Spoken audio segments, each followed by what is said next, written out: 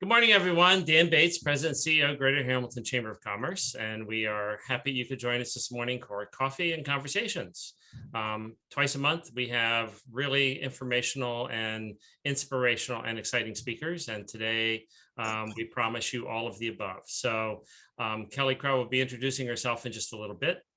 I recently was part of a strategic planning session with them, which was actually very interesting. So you know who I am. We're going to find out who all of you are in just a minute.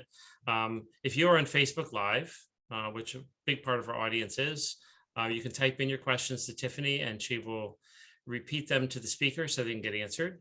And don't forget, this is put on YouTube after the session and you can watch it at your leisure on YouTube. So with that being said, Laura, are you going to do self-introduction so we find out who else is joining us? I can do that. Hi, everyone. I'm Laura Merrill with the Greater Hamilton Chamber. Glad you could join us today. Let's go around. Tell me your name and what company you're with. Chris, we will start with you. Chris Cannell, and I'm with the Hamilton City Schools. All right, Nancy. Good morning. I'm Nancy O'Neill with the Greater Hamilton Chamber. And Tiffany. Hi, I'm Tiffany Grab with the Greater Hamilton Chamber. Wonderful. All right, Kelly, we will let you take it all away. Great. I will. Can you guys see my screen? Yep. Yes. Okay, good. Thank you for having me for the coffee and conversation. My name is Kelly Crout. A little bit about me. I was born and raised in Butler County on a grain farm. Actually, we still farm. My husband and I help both of our families. I was really involved in 4-H and FFA in high school and college. I did get my BS in geology and then my MS in geology. And then in 2014, I started with Butler Soil and Water Conservation District. I am the district director there. So I've been with them for about 8 years. So for those of you that don't know who we are, our mission is to simply promote the conservation, restoration, and responsible use of our natural resources through technical assistance and education. I'm going to go a little bit about our background. We're kind of a complex organization, Butler Soil and Water Conservation District. So we have 3 partners that either offer us resources, staffing, or funding. So one would be the federal branch, would be Natural Resources Conservation Service. The second one would be the Ohio Department of Agriculture. So we are a county agency, but we also deal with the state as well. And so that's the Ohio Department of Agriculture, ODA. And then of course, the third one would be Butler County itself. Like I said, we're a county agency. So we interact with basically the federal, state, and local branches of government.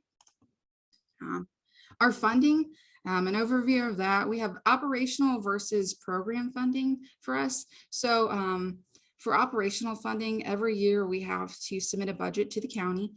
So the majority of our budget for staffing, supplies, that general type of stuff comes from the county or from the state.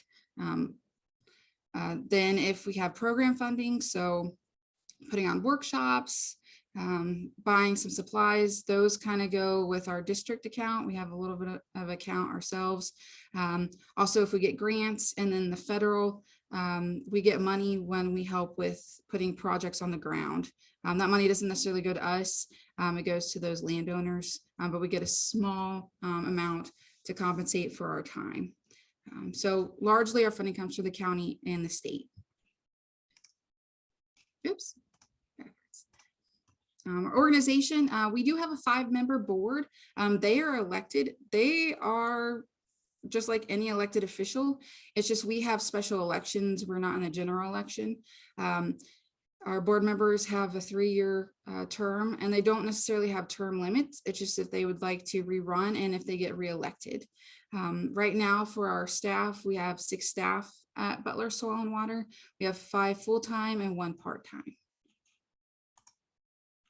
And here's our breakdown of our staffing. Like I said, myself, district director, and then under me, I have a rural specialist, a water resource specialist, education and volunteer specialist, a finance and communication coordinator, and then our part-time is our natural resource tech.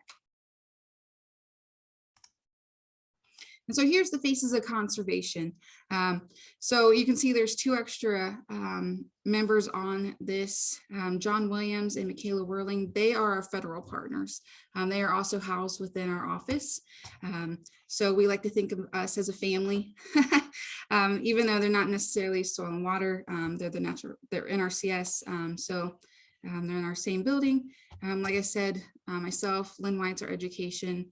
Sarah Hill is our financial communications. Brady Smith is our lone male for our organization. He's our rural specialist. Ashley Widener is our watershed specialist. And then Nicole is our part-time natural resource tech. So a little bit about our history for Butler Soil and Water. We were founded in 1942. And if anyone is good with dates and history, there was a major event that happened a few years before 1942, which would be the Dust Bowl. The Dust Bowl happened in the late 30s, and the federal government realized, they never want this to happen again. Farming is good, but if you don't do conservation, it can be really bad. And so they wanted to instill a federal program, which now we know is the Natural Resource Conservation Service.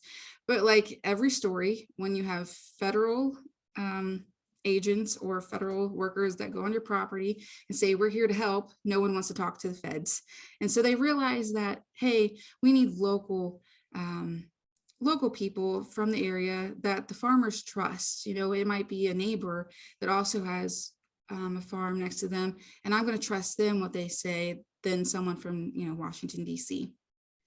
So they decided that they should have locally led conservation districts. And so in Ohio in 1942, 10 districts were founded. We are one of the first 10, so we are celebrating our 80th year this year. So like we said before, we are founded basically to help with those agricultural practices for the federal government, to educate those farmers, to help implement those conservation practices, to protect our soil and our soil health. That kind of led us into doing more educational. So now we do schools, communities, adult programs, and we'll kind of go over some of those later. In the late 90s, early 2000s, we did a lot of the urban work for the MS4 program. We did a lot of the permitting and construction for subdivision and urban development. We kind of went away from that in the late 2000s. So that is now housed under the engineer's office, but we still do a lot of the education and outreach for that program for them. And then ultimately we have adapted as the county has, and as Dan had alluded, we did a strategic planning session. And so, we want people's input to see where should we go from here if we obviously have the funds or the idea. So here's just some pictures. One of our first board pictures, receiving an award at the state meeting. We held a lot of contests for terrace building because that was a really big agriculture practices back in the day. Different till farming. So you had rotational crops to help with water runoff. Actually, our Butler Soil and Water was one of the first ones to have a no-till drill that farmers could rent to help with cover crops. The 2 buildings that you see here, we've moved, I think, a total of 4 times over our history. 3 locations, 2 locations were downtown. So this is one of the downtown buildings. And then we moved up to the Princeton Road campus. And then in 07, 08, the new Board of Elections building was built. And so now we're housed in there. So we just moved right across the street. And here's those silos. So again, we're founded in agriculture, kind of shifted to education. That urban work we still do. And then, invasives have come up in people's questioning, invasive species, which might be plants or animals. So we're kind of focusing on that as well. And then watershed work. If you're familiar with Ohio, if you're familiar with anything that's going on up in Toledo, Lake Erie, we're really concerned with our watersheds. And that also relates back to the Great Miami River and the Ohio River, and ultimately the Gulf. So we're focusing a little bit more on watershed work as well. So again, all of those kind of cross into each other, but those are our 5 main focuses for now. The services that we provide. So again, those services are based on maybe what our federal partners need, what our state needs from us, or local, and then also the requests of Butler County residents. I'm not saying we can do everything, but we do try to take that in consideration. So technical assistance or technical guidance. A lot of times people think we have funds. We don't necessarily have funds to give to people, but we can offer assistance or guidance in the way of education, giving them resources on who they should reach out to, giving suggestions. But we can do things, pond calls, drainage, tile maps, grass waterways. Our educational resources covers a vast area, so we can service all of Butler County. So school lesson plans, we do homeschool and scouts, different events we go to. We offer teacher workshops and community workshops, field days, and a lot more. If we can fit in our calendar, we have the staffing to do it, we try to really do as much as we can. So what do we do? Like I said, we do get a lot of pond calls. So people will call us and ask us, first, do they need a permit to do a pond? They also ask us, hey, is this a good location for a pond? So we can look at the soils and the maps and kind of offer suggestions that. We also get calls when people have, like in that image, they have issues with their ponds. So maybe they have some invasive aquatic weed or a possible fish kill. So they'll ask us, hey, what could it be? So we'll come out and offer our guidance. Some people also have erosion issues. So again, trying to protect the soil and the water quality. So we'll go out there and look at that, again, offer suggestions. We got a lot of interesting drainage issues, and that can be an urban or the ag sector. It doesn't matter. Everyone seems to have drainage issues at one point in time. Flooding. We know everyone that's on this call and not, we're getting stronger duration of rain events that are pretty heavy. And so we've seen an increase in flooding and the drainage issues. So we get a lot of calls about people's yards flooding, their sump pumps, are maxing out. So we'll come out and try to offer suggestions, or again, lead them to in the right direction on who to contact. Streams, again, maybe there's calls that someone's dumped something where they shouldn't, their streams eroding. Again, offer that guidance on how to try to lessen erosion issues, or if they need to file permits for the Army Corps, we'll guide them through that. The only thing we really are allowed to enforce through the Ohio Department of Agriculture is the manure complaints. So if there's an agriculture pollution abatement or manure runoff that's going into streams or a local waterway, if we get calls, we do have to investigate those, and that's the only thing we're regulatory on. And then we'll work through ODA, but that's the only thing we're allowed to be regulatory on, and can also, along with ODA, issue civil penalties and fines. Everything else, we're just, trying there to help everyone. But that one, again, we're still trying to help them, but it's the only thing we're regulatory on. That was a technical side. I'm not saying it's not fun. It's different every day. But definitely some of the education and outreach stuff is definitely more fun and lighthearted. So again, we do a lot of kids programs. We go to a lot of events, different cleanups. We offer a variety of workshops, indoor and outdoor. The farm bill programs, like we talked about with the waterways, why we originally started, and then as well as volunteer programs. So just kind of going, showing pictures, I think, is better than just, showing words. But so the agriculture programs, the farm bill programs, and again, that's with our federal partners. They basically get the funds to put those conservation practices on the ground. But Brady Smith, our rural specialist, actually helps design some of those waterways. And waterways, for someone that doesn't know, is if you have some erosion in your field, obviously you want to keep that soil in the field. We don't want it to go into local nearby water streams. Also, the ditches really are hard on equipment too, agriculture equipment. So what we'll do is we will design, basically it's a grass waterway, basically a an area where water, when it hits the field, will travel, but because it's grassed, it will help slow down the velocity of the water and also help soak it up. So the goal is to stop that soil erosion, that soil loss, that nutrient loss from the field. So we do that. And so you can see John here will help watch them when they construct it, and then they do final construction checks at the end. Also, for the federal department, we do storage facilities for livestock. So if they have manure facilities, they can get buildings built for that. And then we do focus a lot on cover crops, again, for healthy soils. The urban work, like I said, we don't really do the permitting anymore on construction sites like we used to in the past. However, we are still part of the county's subdivision review committee. So we still get some of the plans, but we look over those for things such as native plants. We look at the soil types. We also look at the water table depth and also the stream buffer, if they need to put a stream buffer in and not build right up to it. Again, also with the urban work, we do help with the education part for that stormwater program, but we don't take in those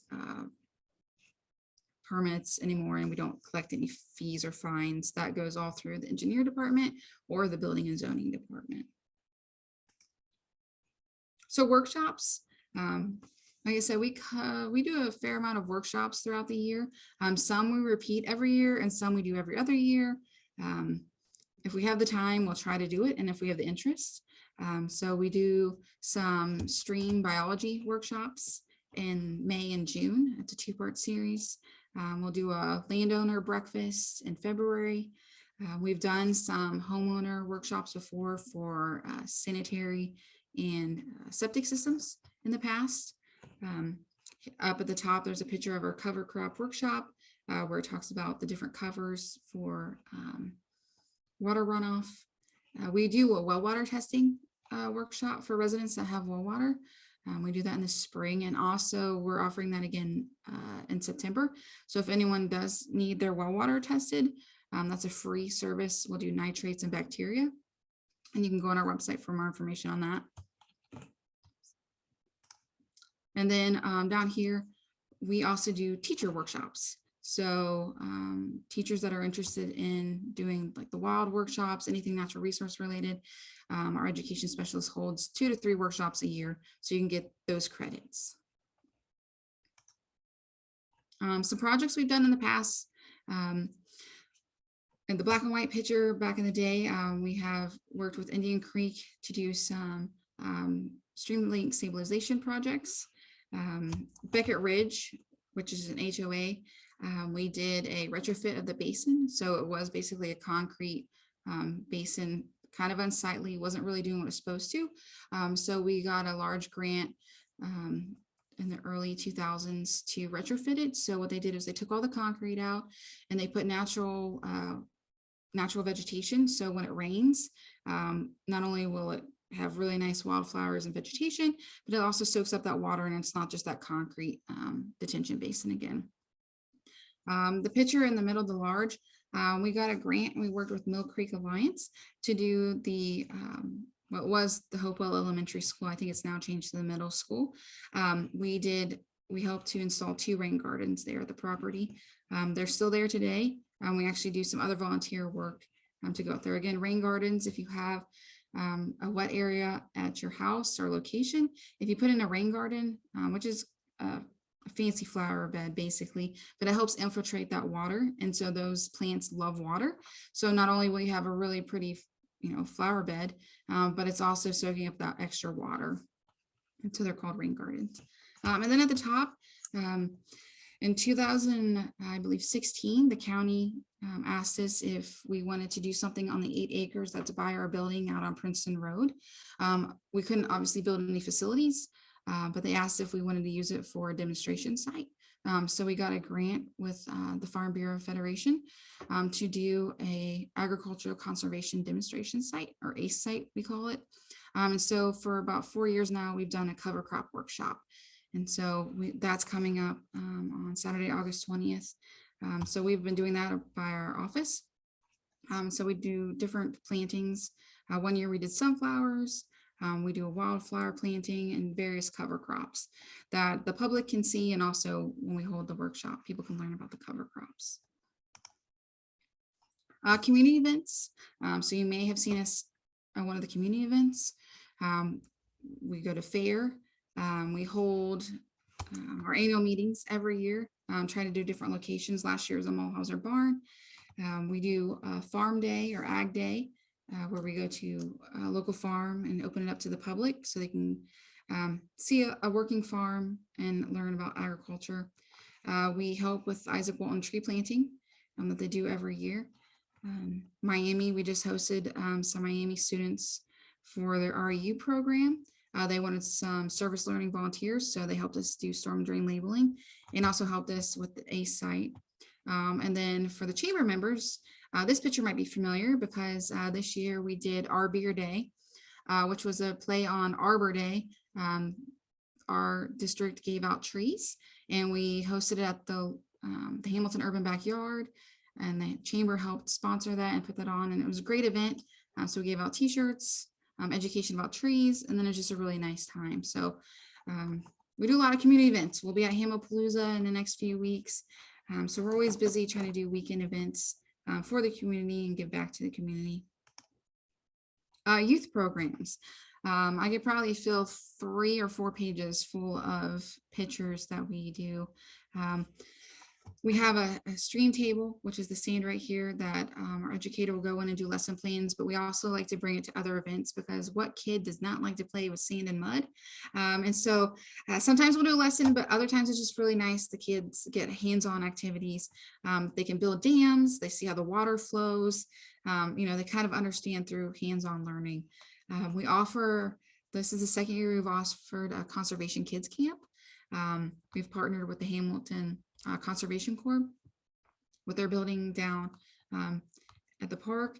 And so it's a 6-week program on Tuesdays where kids, they have different topics for natural resources. Again, a lot of hands-on, they do field trips there. We partner with Metro Parks and do creeking in the parks in the summers. So we go to a different park and stream every week. So that's the picture here. Again, kids and parents love to be out in nature.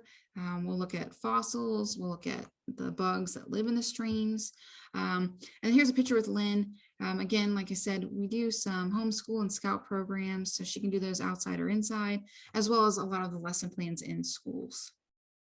So again, a lot of youth programs. One thing we did start a few years back is a volunteer program.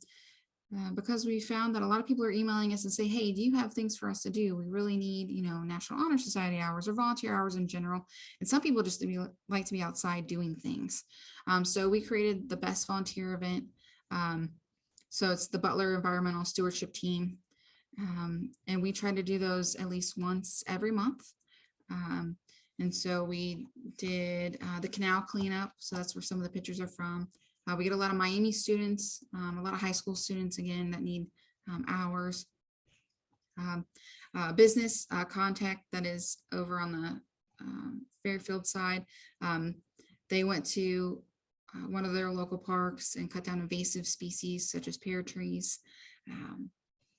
We helped build a high tunnel for the Hamilton Conservation Corps. And then here's Hopewell, that rain garden we talked about. We have volunteers come and help weed that out and make sure it's looking pristine and taking the weeds. And then over here in December, no one wants to be outside in December, so we decided to make ornaments for trees for the wildlife, and that was a huge hit. So we'll do that again this year and kind of make it our end of the year party for all of our best volunteers. So that's something that we do every month. Usually it's outside. But we're always looking for opportunities. So if your community wants to do something, or your township, we're trying to kind of cover all of Butler County and not just the Hamilton area. Something else we do, so it's a volunteer event, but it also helps with that MS4 education outreach, is storm drain labeling. So we do have labels that go for the storm drains, which are stickers. Obviously, the storm drains don't always go to a wastewater treatment plant. Sometimes they literally drain to our streams, that go to our rivers. And so it's just educating the public that don't put trash down it, don't put any oil or grease. And so students or adults can come out, we'll give them the proper gear and the glue, and they can actually label those storm drains, and that helps with that program. And then Stream Team is another thing that we do that we've been doing for, I don't know, 20 plus years. So it's a voluntary science program. We sample about 80 tributaries and streams in Butler County the second Saturday of each month. And then we take those samples to Miami University and we run those samples for various tests. And that gives us level 2 credible data for the EPA. And so we can use that information for other projects. I talked about how we're trying to focus on watersheds, so we're going to be using that data for that as well. And so we have volunteers that sample local sites on those Saturdays, and then we have volunteers in the lab. So if that's something you might be interested in, I know we're looking for a few volunteers to help collect samples on those Saturdays in various locations throughout the county. So that's also something we do for that, the Stormwater District and the MS4 program. Just a summary of our numbers. So, that's a lot of pictures. I always feel like we're really busy with a lot of events and also, just day-to-day tasks. So running our numbers from last year, 924 hours were devoted just to technical assistance. We had over 2,000 hours for education and outreach. We were talking about the Farm Bill projects, how they bring money in and projects in. So that was, $171,000 that were brought in for that. We've done 307 technical assistant work field calls. So we're always out on the field. Almost impacted 3,000 students when we go to schools or those summer programs. Social media is one thing we've really tried to work on the last few years. So you can see it's almost 176,000 through social media and printed publications. And last year we went to 201 workshops and events. So even though last year, wasn't as bad as 2020, it was still a little bit different. I'm still pretty busy for those. Our future goals, kind of like how Dan had said, we're in the process of doing strategic planning and hopefully getting that finished and even doing a new branding campaign because we have been around for 80 years. So, our future goals, obviously our agency growth in some way, shape or form, but also partnership growth. We cannot do anything that we do in our office without partners. And it doesn't necessarily have to be financial. It could just be someone helping promote an event or coming to an event with us, providing volunteers, or coming up with, a partnership event. 3, increased conservation efforts, which is really important, getting that message out on how to conserve our soil, water, natural resources. And then number 4, ultimately meeting the community needs. What does the community need? Can we meet it with the financial and the staffing we have right now, or, do we need to shift some things? And so ultimately, how can we help you? Again, our vision is to be recognized as a nonpartisan leader in the conservation and management of our soil, water, and other natural resources through effective and efficient programs and services. So we're here for you guys. We are a service-based, organization. And more importantly than that, we do like to make connections. So the people we meet, hopefully we impact them, they impact us. And I don't know if you can see the younger gentleman in the bottom of the screen holding an award. So that was taken about 5 years ago, I think, maybe longer. No, it's probably about 8 years ago. And so that's Brady, who's our rural specialist today. He won one of our soil awards back when I first started. And I remember his mom saying, "Oh, I'd really like for him to work for you," but he was going to college. I'm like, "Oh yeah, maybe one day." Well, turns out that, Brady, 4 years later interviewed for our position and got it.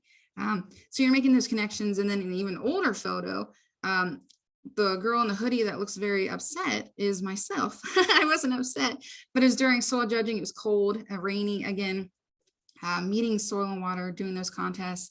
And I knew in high school that I wanted to work for them. And so, that was my ultimate goal, and it happened. But, you don't know whose lives you impact, all the volunteers, the students. So it's about making connections ultimately. And we do like to have fun. So like we said, it's our 80th this year. So we're holding an 80s theme party, but we're going to do it at Pullman Bowling Lanes.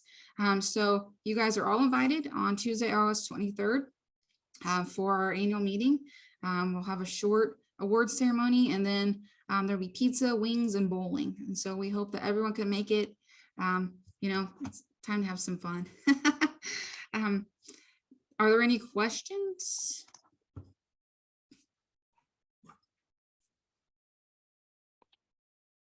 I don't have a question. I just have a comment. Kelly, I'm always so impressed by the events that you guys put on. That you guys always put them on the chamber community calendar, and then they go on the Explore Hamilton app. But when those come through, Laura and I look at them, and they always sound like so much fun, and they're so creative. So I would encourage everyone to go to your site and kind of look at what events you have coming up. Yeah, so like I said, we try to be educational, but our staff, we're really blessed right now that we have pretty creative staff. So they really like puns and they like doing fun things. So if it can fit our mission and our goals, then we'll try to do it. But yeah, so we try to put everything on your community calendar. I know I'm lacking. There's a few things I got to put on there, but our website's usually up to date, and I put that on there. So check out our website. Like I said, if you have ideas for partnering or events you would like to do or ideas, just let us know. You can either shoot me an email or, like I said, on our website, there's a link to put in a message. Hi, Kelly. You and I met several months back, and I will email you. Like to connect again now that school's getting ready to start back up and see if there's any opportunities. Yes. Yeah, so Chris and I talked before about internships or shadowing. We're really open to that. The biggest thing for us is funding wise, because we're, county and state driven, but we're trying to do some internships. And then also, if anyone ever wants to, if there's students that just want to shadow for a day for jobs to see if, hey, this might be something I want to do when I go to college or work. We're definitely open to that. We used to do that where students could come in and shadow someone for a day, or just look at what we do. We're definitely open to that. We just have to plan so that way they can see all we do. And our office is, it's really nice because even though I'm the director of it, it's different every single day. And I think that's what our staff really like. So, one day you might be in the office getting a lot of phone calls. The next day you may be out in the field, or the day after that, you could be doing something else too. So it's a variety. So I think it'd be nice to let students see, what the possibility is in a natural resource field. I know you had mentioned before, possibly videos being taken. Yeah, so we are trying to do, 2020 was good and bad in both ways, right? It kind of showed, that some businesses need to step up with technology. We haven't done as many videos as we would like. And so I think we had talked about it'd be really nice if students or someone would really like to do the video, visual arts kind of thing, and just help us with some of that part to either put it on our social media or YouTube channel. Yeah, I might have some interest out of our emerging media. Yeah, and that'd be great. Thank you. Mhm.